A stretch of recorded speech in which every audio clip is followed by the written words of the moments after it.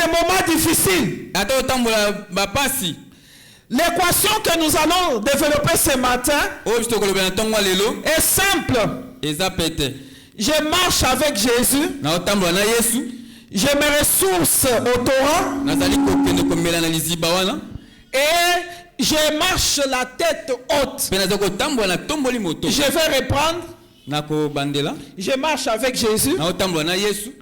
Et je vais aller me ressourcer au Torah. Et je marche la tête haute. Vous avez compris, n'est-ce pas? Amen. Je marche avec Jésus. Et pendant la marche, je vais aller me ressourcer au Torah. Et je relève ma tête. Et je continue ma marche. C'est ce que nous allons voir tous ces temps-ci. Les épreuves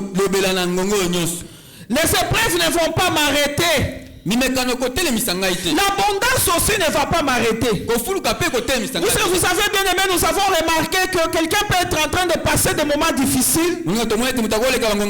Par exemple, il n'a pas le travail.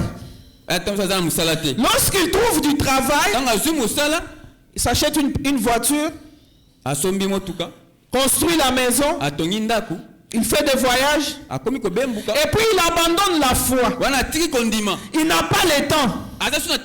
Lorsque vous lui demandez, mais qu'est-ce qu'il y a? Je suis très occupé. Donc l'abondance l'a arrêté pendant la marche. Et il y a aussi une deuxième catégorie de gens. Pendant l'épreuve, il abandonne la foi. Et lorsque vous lui demandez, qu'est-ce qu'il y a? On ne te voit pas. Ah non, j'ai beaucoup de problèmes. Moi je réponds toujours, mais les problèmes trouvent solution dans la présence de Dieu. On n'arrête pas, on n'abandonne pas. Voilà pourquoi moi j'ai un sous-thème intitulé Les ressources divines pour nous maintenir debout dans notre marche. Les ressources divines pour nous maintenir debout dans notre marche. Donc quelqu'un aussi peut abandonner la marche. Quelqu'un, à cause de l'abondance, comme je venais de le dire, quelqu'un aussi peut abandonner la marche pendant les temps difficiles. Donc maintenant nous avons besoin des ressources divines pour continuer la marche. Puisque si nous n'avons pas de ressources, nous allons abandonner la marche. Et nous voyons beaucoup de gens qui abandonnent la marche à cause de tel ou tel autre problème. Mais nous ne sommes pas du côté de ceux qui abandonnent la marche. Nous sommes du côté de ceux qui avancent jusqu'à la fin. J'aimerais que tu dises, je vais aller jusqu'à la fin. Je vais aller jusqu'à la fin. Rien ne va m'arrêter. Voilà pourquoi j'ai besoin des ressources divines pour ne pas arrêter la marche. Parce que depuis que tu as reçu le Seigneur, combien de gens avec qui tu étais dans la foi ont abandonné déjà à cause de tel ou tel autre problème? Alors ce matin nous commençons à dire quelles sont les ressources divines pour rester debout pendant la marche avec Jésus. Je sais que tu as compris que la marche c'est quoi? Nous marchons avec qui et comment? Quelles sont ces ressources qui vont nous aider à maintenir la marche?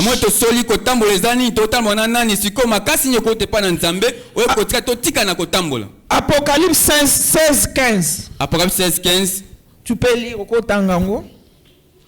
Les ressources divines pour nous maintenir debout dans notre marche.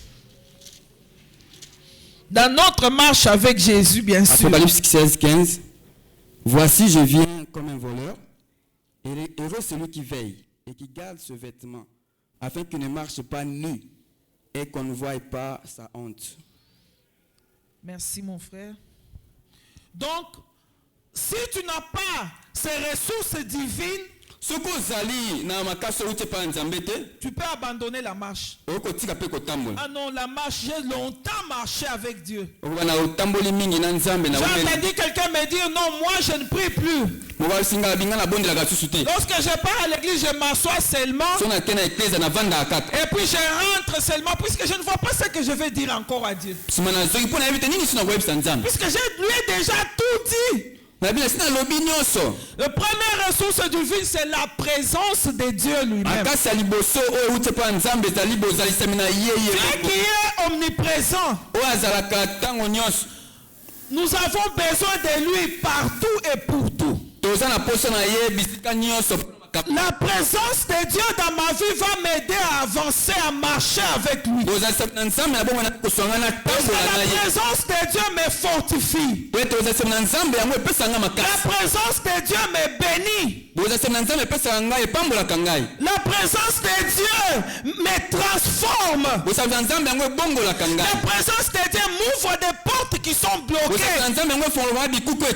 La présence de Dieu bien-aimé m'aide à aller de l'avant. En tant qu'enfant de Dieu, j'ai besoin de sa présence partout et pour tout. J'ai besoin de sa présence à tout moment. J'ai besoin de sa présence le matin. J'ai besoin de sa présence à midi. J'ai besoin de sa présence le soir. J'ai besoin de sa présence la nuit. J'ai besoin de sa présence dans tout ce que je fais. La présence de Dieu. La présence de Dieu. La présence de Dieu doit nous combler à tout moment. Sa présence nous aide à rester sur la voie avec lui. Sa présence nous aide à marcher. Sa présence, la présence de Dieu. Lorsque je suis déjà dans le Seigneur, j'ai besoin de sa présence. Je dois désirer sa présence. Je dois être avec lui à tout moment. Alors sa présence de Dieu, je dois l'entretenir par la prière et les jeûnes. Donc deuxième ressource divine ce matin, la présence de Dieu, je dois la garder par la prière et les jeûnes. Voilà pourquoi nous avons de bons moments de prière. La semaine de prière qui commence aujourd'hui. Prière, c'est parler avec Dieu. Prière, c'est un dialogue. Je parle à Dieu et Dieu aussi me parle. La prière, un enfant de Dieu qui prie est capable de tout. Tu ne peux pas manquer de mots dans la présence de Dieu. Lorsque tu pries, tu es revêtu de sa puissance. Tu es revêtu de sa force. Et tu continues la marche. Lorsque tu pries, tu te décharges sur lui de tous tes problèmes. Tu restes léger. Tu es apaisé dans sa présence. La prière, c'est un investissement. Et pour nous disons toujours que prière est pour la caté. Amen. Amen. Amen. Lorsque tu as prié, prière est pour la caté. Un jour tu vas voir les résultats de tes prières. Maintenant toi tu dois faire ta part. Ta part c'est celui de prier. Le résultat c'est Dieu lui-même qui va donner. Lorsque lui-même le voudra. Alors ton devoir à toi c'est de prier. Un enfant de Dieu qui marche doit être un homme, une femme de prière. On ne doit pas te pousser à prier. Tu dois prier à tout moment. Voilà pourquoi j'ai aimé votre programme de prière. Vivez au Torah pour rester debout. Tu cherches la présence de Dieu. Et puis tu viens à la semaine de prière. Tu ne peux pas te dire non, je n'ai pas le temps. Donc tu dois créer le temps. Tu dois t'organiser. Dieu ne doit pas venir dans ta vie en dernière position. Non, Dieu doit venir à la première position. Comme Dieu vient à la première position, tu dois prier. Prier. Tu dois gêner. Puisque Jésus lui-même a dit à ses disciples de telle sorte de démons, ne sortent que par le jeûne et la prière. Alors toi tu pries quand? Toi tu pries quand? Lorsqu'on donne un programme de prière à l'église, tu n'es pas là. Et même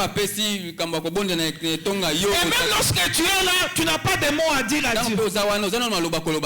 Donc tu n'as rien à lui dire. La prière. La prière doit nous maintenir dans la présence de Dieu. La prière doit nous aider à avancer avec Dieu. La prière. Tu dois prier bien. Tu dois faire ta part. Parler à Dieu. Dieu lui-même aussi va te parler. Lorsque j'ai regardé les ressources divines, je me suis dit, mais ce sont les choses de tous les jours qui doivent nous maintenir dans la présence de Dieu.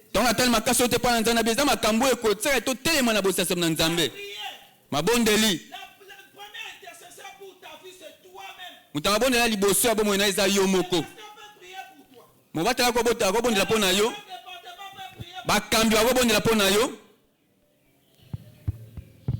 Les responsables du département peuvent prier pour toi. Les encadrants peuvent prier pour toi. On peut te poser les mains. Mon mari dit on peut même t'imposer les pieds. Mais le vrai intercesseur pour ta vie, c'est toi-même. Voilà pourquoi lorsqu'on invite, on fait une convocation solennelle comme celle-ci. Bien aimé, ne reste pas à la maison. Tu dois t'organiser pour être là. Tu écoutes la parole de Dieu. Et puis tu pries. S'il faut gêner, parce que c'est les jeunes. Mais toi, tu ne gênes jamais. Du 1er janvier au 31 décembre, tu ne fais que manger. Du 1er au 30 de chaque mois, toi, tu ne fais que manger. Lorsqu'on dit de gêner l'estomac, et l'hypertension. Mais à tout moment, toi, tu ne fais que manger. Vous savez, j'ai toujours réfléchi sur Jésus. Lui-même qui est Dieu. Il a jeûné 40 jours. Moi je me dis, mais pourquoi il avait jeûné? Peut-être que c'était pour nous donner l'exemple. Mais pourquoi pas toi, tu ne gênes jamais? Tu ne gênes jamais. Essaye un peu de jeûner cette semaine. Et Dieu sera au rendez-vous dans ta vie. Et tu vas voir clair dans ta vie. Et il va te parler. Essaye de le faire un peu. Le troisième ressource divine que je vais parler ce matin, c'est la parole de Dieu. J'aimerais que nous acclamons pour la parole de Dieu. La parole de Dieu. Josué 1:8 nous dit que ce livre de la loi ne s'éloigne point de ta bouche. La parole de Dieu. La parole de Dieu. La parole de Dieu est très importante pendant notre marche avec lui. Elle nous maintient. Nous nous ressourçons dans la parole de Dieu. Qu'est-ce que Dieu dit pour ma situation? J'ouvre la Bible. Je lis ce que Dieu dit par rapport à mon problème. Et je le déclare dans ma vie. Je prends cette parole, je la retourne à Dieu. Ce n'est pas ma parole. Je dis à Dieu, Seigneur, ce n'est pas ma parole. C'est ta parole. Toi, tu avais dit, par exemple, par tes meurtrissures, je suis guéri. C'est ta parole. Toi, tu avais dit, tu seras la tête et non la queue. C'est ta parole. Voilà pourquoi nous avons besoin de la parole de Dieu. La parole de Dieu. Aujourd'hui, nous avons une chrétienté en dehors de la parole de Dieu. Non, c'est tout faux. La parole de Dieu. Je ne suis pas en train de parler de situations prophétiques. Des paroles de ton prophète. Non, je ne suis pas en train de parler de ça. Je suis en train de parler de la Bible qui est la parole de Dieu. J'aimerais que tu soulèves la parole de Dieu. Soulève ta Bible. Où est ta Bible d'abord? Soulève ta Bible. N'aie pas honte de soulever ta Bible. Lorsque nous on a reçu le Seigneur, on n'avait pas de système de porter la Bible dans les sacs. Je n'ai pas honte de l'évangile. Je n'ai pas honte de la parole de Dieu. Soulève encore la Bible. Soulève la Bible.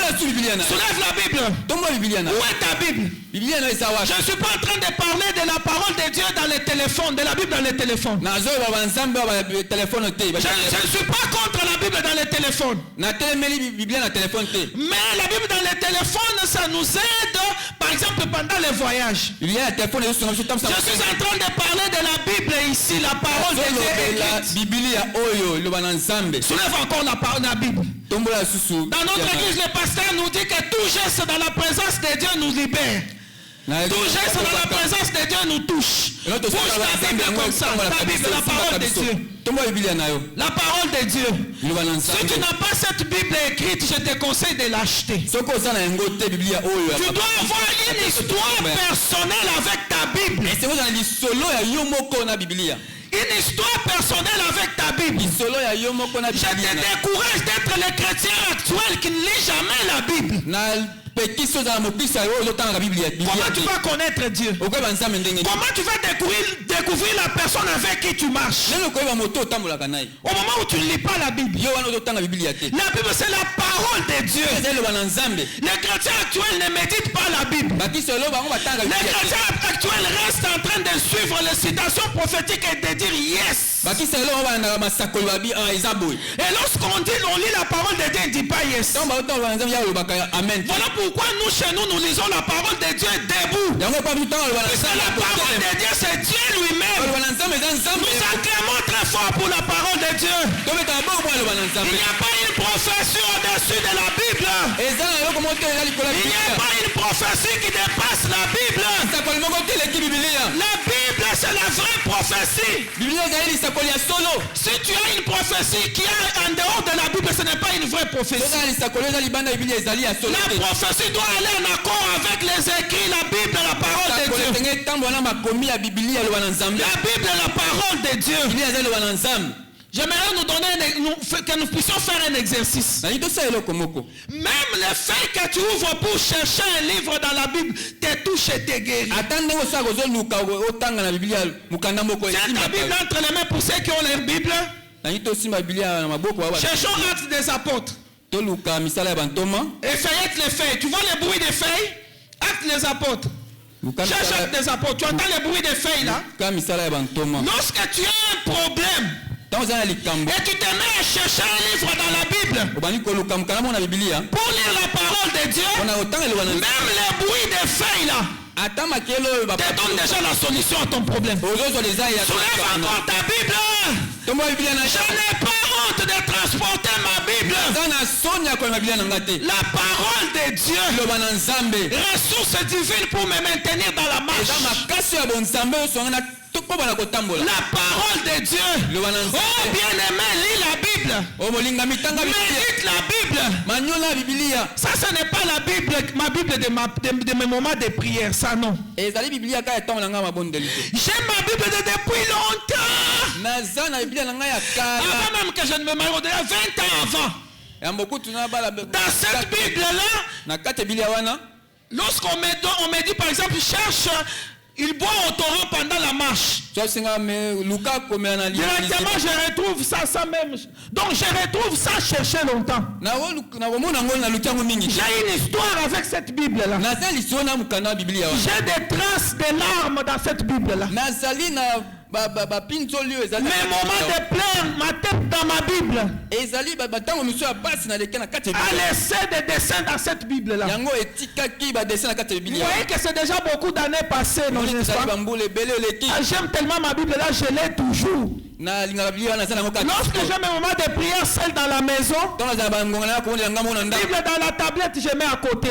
Bible dans mon téléphone, je ne regarde même pas ça. Cette Bible ici avec qui je prends, je ne regarde même pas ça. Je vais chercher cette Bible-là. Je m'agenouille avec ma Bible. Ressources divines qui me maintiennent dans la foi jusqu'aujourd'hui. Il faut avoir une histoire personnelle avec ta Bible. Il ne faut pas que quelqu'un d'autre lit pour toi la Bible.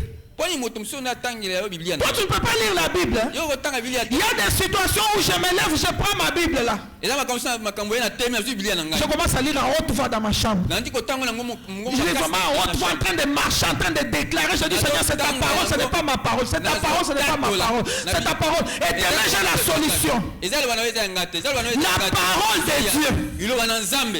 Alors aujourd'hui on a des chrétiens qui ont honte de marcher avec la Bible.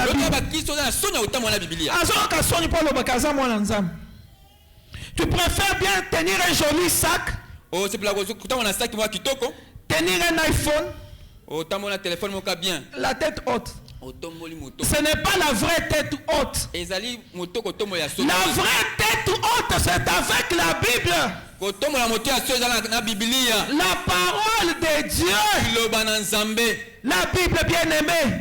Si je n'avais pas cette parole, nous n'allons pas, je n'allais pas me tenir devant vous pour parler de la parole de Dieu. Je me ressource dans la parole de Dieu chaque matin. Qu'est-ce que Dieu dit pour mon mari?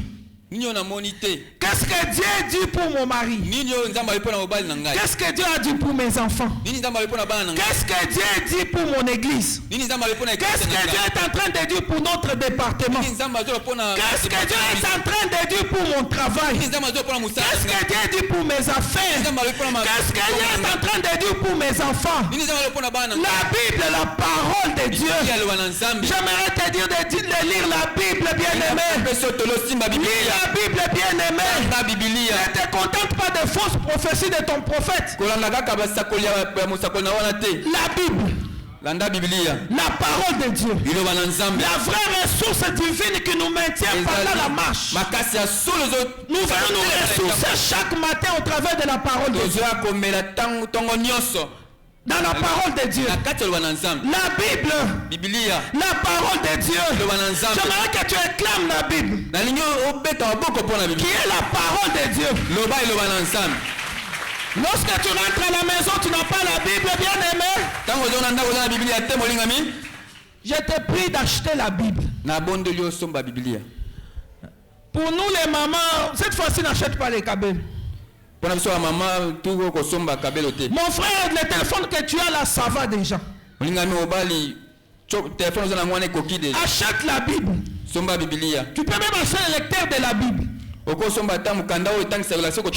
matin, réveille-toi à temps. Tu prends le temps de prier. Tu prends le temps de méditer la Bible.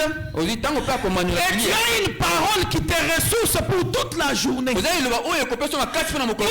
je me suis dit, on peut prêcher des choses graves. Mais si nous n'avons pas les ressources divines qui nous maintiennent dans la foi, toutes ces prédications n'ont pas un fondement. Le fondement, c'est la parole de Dieu.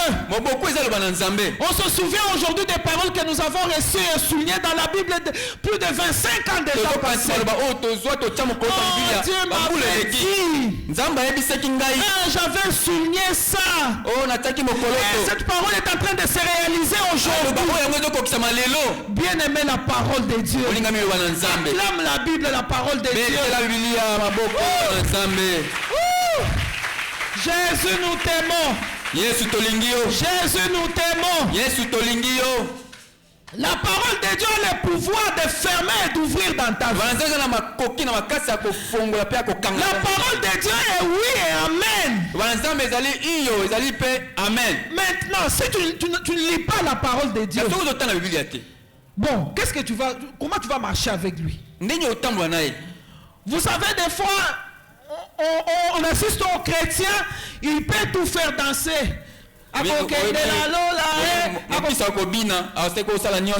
Mais lorsque la prédication commence, moi je regarde toujours quelqu'un de somnolé.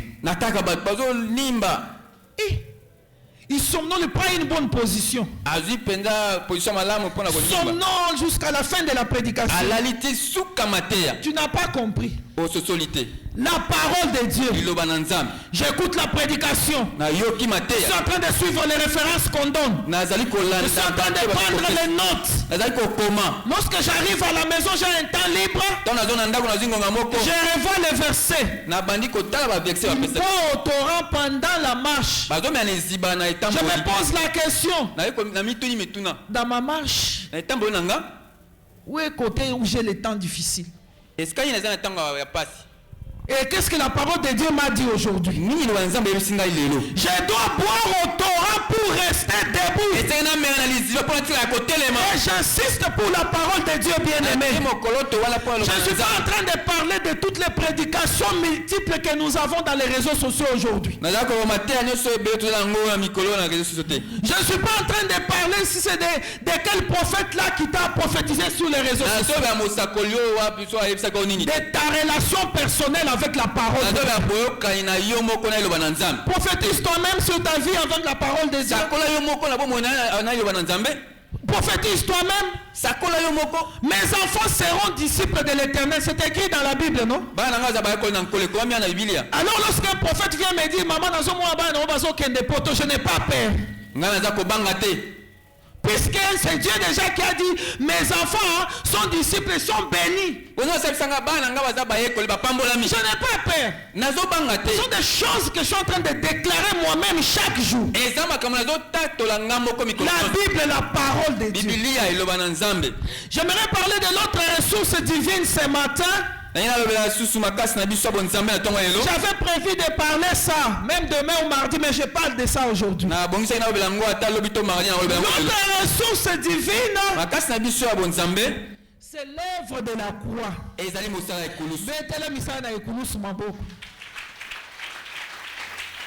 Oh, Betty bien. Alléluia. Alléluia.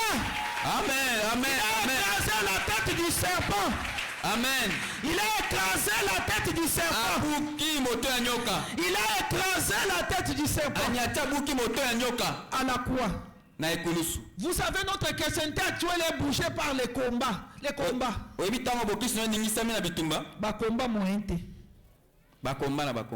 Les combats spirituels. Alors lorsque nous parlons combat spirituel, nous arrivons même à abandonner notre foi. Nous abandonnons la marche à cause des combats spirituels. J'aimerais que nous puissions lire dans Colossiens 2, verset 13 à 15. Verset 13 à 15.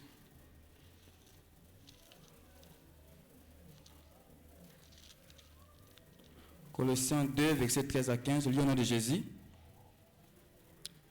Vous qui étiez morts par vos offenses et par l'incirconcision de votre chair, il vous a rendus à la vie avec lui, en nous faisant grâce pour toutes nos offenses. Il a effacé l'acte dont les ordonnances nous condamnaient et qui subsistait contre nous, et il a détruit en les clouant à la croix. Il a dépouillé les dominations et les autorités et les a livrées publiquement en spectacle, en triomphant d'elles par la croix. Amen.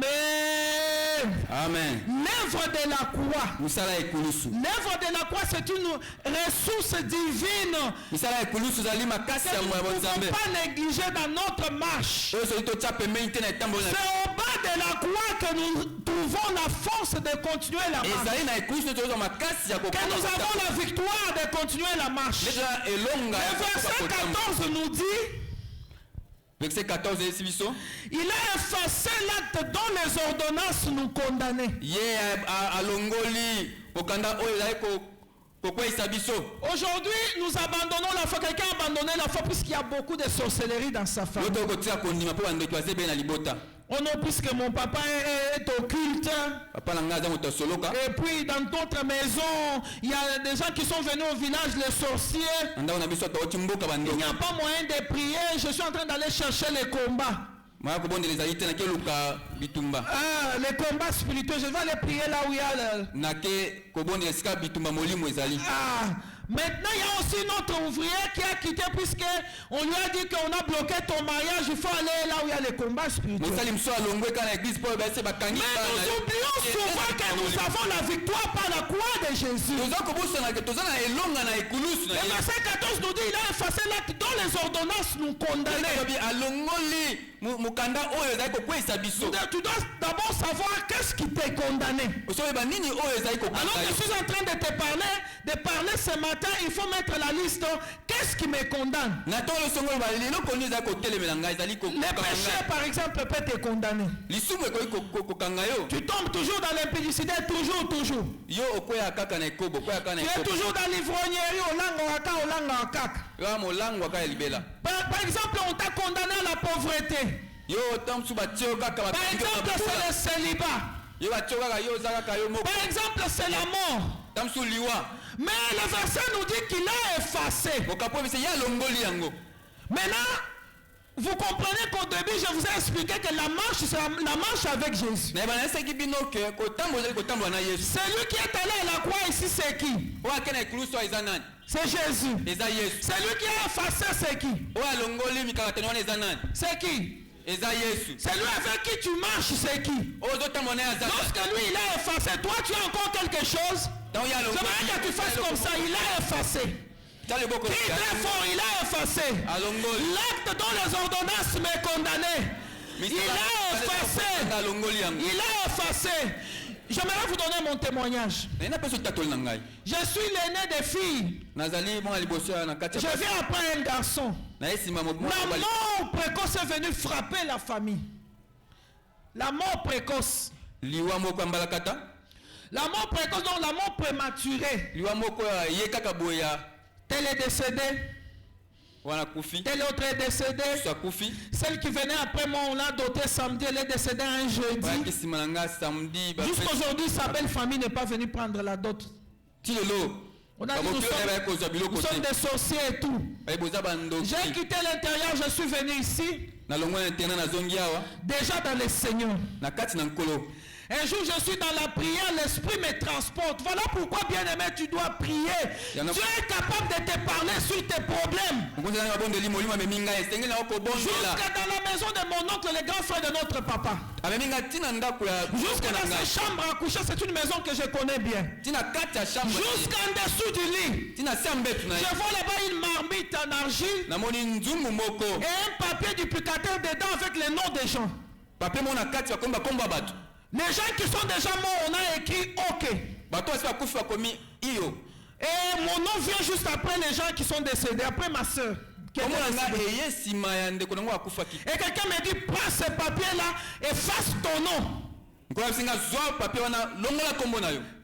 lui dire que je n'ai pas un stylo directement, j'ai un stylo. Moi je dis, je cherche le stylo bleu. La personne me dit, prends le stylo rouge, remplace le sang de Jésus.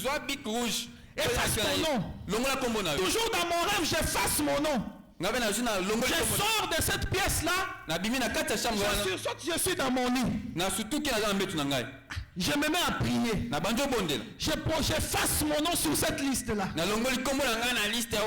Maintenant, 3 jours après, je reçois l'appel de l'une de mes sœurs. L'appel de l'une de mes sœurs. L'une de mes sœurs m'a appelé. Ma petite sœur. Elle m'a dit, nous sommes en prière ici à Yvonne. La personne qui va mourir maintenant, on nous a dit qu'il y a une liste, c'est toi. Je lui ai dit, non, je ne mourrai pas. Il a effacé, j'ai déjà effacé les noms là. Bien aimé, fait encore, il a effacé. Il a effacé à la l'acte dont les ordonnances t'es condamné. Il a effacé, bien aimé. Plus de 20 ans, je suis en vie. Je suis marié. Je suis maman de 6 enfants. Et je suis en train de servir Dieu. Il a effacé. Les ordonnances me condamnaient. Il a effacé, bien aimé. Pourquoi tu es en train d'aller ça et là? tu risques d'attraper la sorcellerie. Puisque tu es en train de chercher la délivrance, quelle délivrance? Il nous a délivrés à la croix. Et les jours sont passés là où il y avait mon nom, et même ils sont tombés dans leur piège. L'une de mes cousines qui était dans les complots là est décédée. Lorsque ma maman arrive au deuil, on lui cache ce qu'il avait dit avant de mourir. L'une de ma tante paternelle l'appelle et lui dit: il faut que tu dises merci à Dieu. Elle est décédée à la place de Yvonne. Lorsqu'avant de mourir, elle a dit qu'elle est allée jusqu'à Kinshasa pour prendre Yvonne. Lorsqu'elle est arrivée dans la parcelle là où elle habite, elle a trouvé la croix de Jésus. Maman a posé la question: quelle croix? La croix comme la croix là que nous voyons de Jésus.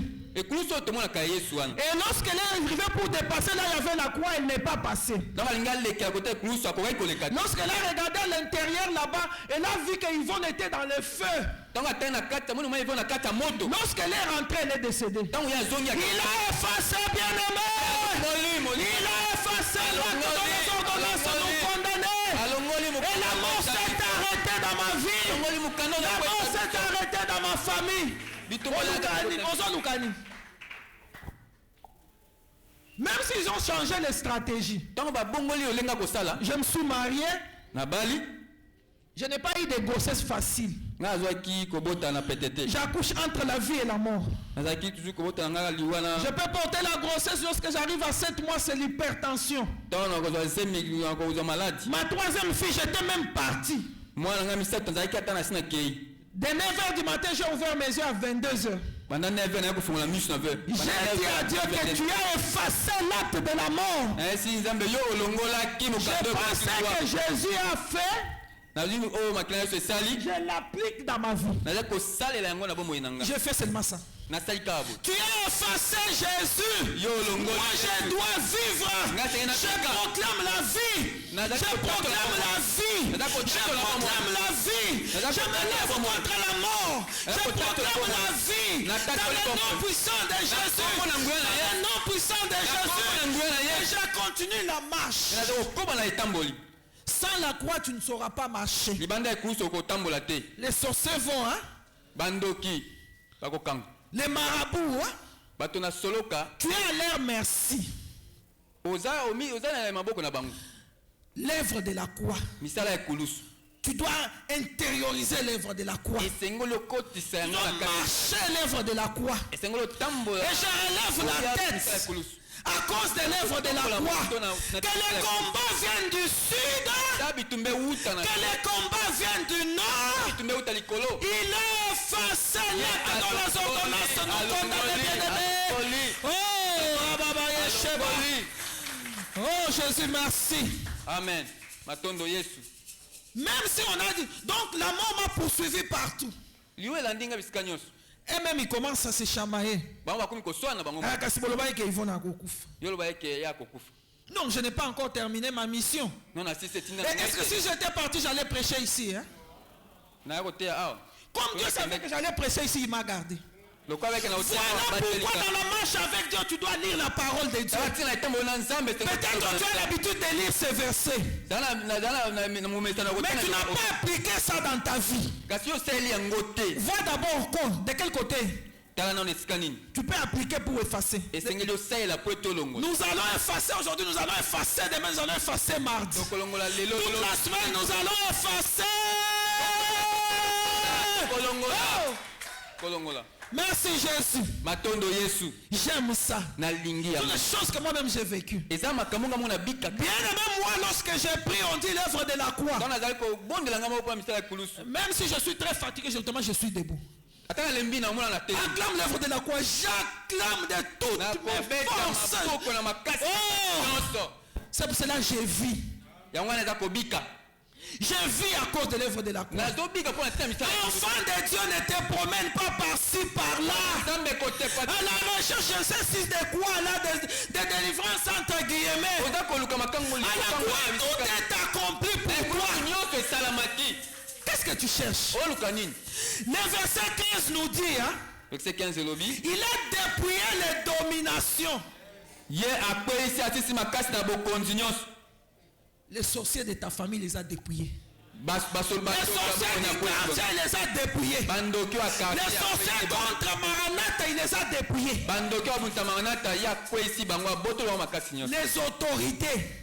C'est-à-dire qu'il n'y a aucune autorité qui est au-dessus de la croix de Jésus. Les dominations, donc toutes leurs petites réunions là, ça n'a rien à voir avec toi. Toi, tu es au-dessus à cause de l'œuvre de la croix. Est-ce que tu réalises ces choses? Voilà pourquoi j'ai commencé à te dire, lis la Bible, la parole de Dieu. Maintenant, toi, tu as une telle victoire. Est-ce que tu auras honte de te promener avec la Bible? Hein? Tu auras honte de te promener avec la Bible? Puisque c'est là où tu as la victoire. Si tu n'as pas les mots, hein, tu rentres seulement dans Colossiens 2, 13 à 15. 2, 13 à 15. Tu rassembles tous ceux qui te combattent. Il a dépouillé les dominations. C'est-à-dire les sorciers ne peuvent rien contre toi. La Bible nous dit ils vous feront la guerre, mais ils ne vous vaincront jamais. Nous sommes freinés là-bas. Tu vois un enfant de Dieu, mais quand l'église n'est pas née, donc il nous a délivrance. Côté combat ezali.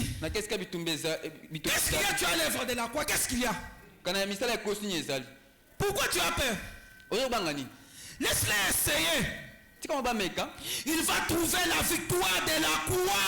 Toi, tu as un devoir seulement de proclamer l'œuvre de la croix. De proclamer l'œuvre de la croix. De rappeler à Jésus. C'est toi qui as dominé. C'est toi qui as vaincu. Moi je prends la victoire, je l'applique dans ma vie. Moi je prends la victoire, je l'applique dans mon travail. Moi je prends la victoire, je l'applique dans mon église. Moi je prends la victoire, je l'applique dans mon couple. Moi je prends la victoire, je l'applique dans la vie de mes enfants. Et je me mets à proclamer la victoire au nom de Jésus. Au nom de Jésus. Au nom de Jésus. Au nom de Jésus. Au nom de Jésus. Oh, merci Jésus. Des fois nous humilions même Jésus en question. Des fois nous humilions Jésus. Vu ce qu'il a déjà fait pour nous à la croix, nous ne nous rendons pas compte que nous devons nous ressourcer chaque jour au bas de la croix. Nous sommes en train de courir ça et là. Qu'est-ce que nous sommes en train de chercher? L'œuvre de la croix, bien-aimé. Est-ce que quelqu'un me capte ce que je suis en train de dire? À partir de ce que je suis en train de dire, nous allons ouvrir la semaine de prière. Tu as la parole de Dieu. Tu as la présence de Dieu. Tu as l'œuvre de la croix. Celui-là qui va venir te vaincre n'est pas encore né. Amen. Amen. Il n'est pas encore né. Je ne suis pas en train de dire ici qu'ils ne vont pas venir. Ils vont venir. Mais lorsqu'ils vont arriver, il a effacé. Il les a dépouillés. Vous savez, lorsqu'on dit qu'on a dépouillé quelqu'un, vous voyez les pots de fleurs ici. Hein? Lorsqu'on dit de dépouiller les pots là, j'enlève toutes les fleurs. Ça reste là-bas. Est-ce que ça serait encore joli? C'est un copal qu'on peut jeter, non? On peut même brûler ça. Ça n'a plus de forme. C'est comme ça que Jésus a dépouillé Satan. Lui a enlevé toute la force. Pour toi. C'est pour toi. Voilà pourquoi nous devons marcher la tête haute. Boire aux sources au torrent. Au torrent de la croix. Pour garder ma tête haute et proclamer la victoire de la croix. J'aimerais que tu te lèves là où tu es. Commence à proclamer la victoire de la croix. Il boit au torrent par la bouche. Je bois au torrent de la parole de Dieu. Je bois au torrent de la prière. Vous allez comprendre que sans la prière, tu ne vas pas effacer. Tu vas comprendre que sans la prière, tu ne vas pas dépouiller. La prière, la présence de Dieu. Commence à proclamer Jésus. Commence à proclamer Jésus.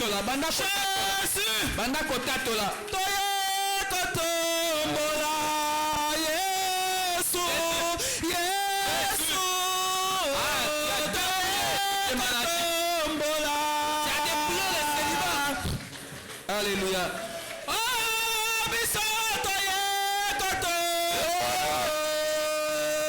Jésus. Jésus. Alléluia. Alléluia. Tu es Dieu, tu es Dieu, tu es Dieu.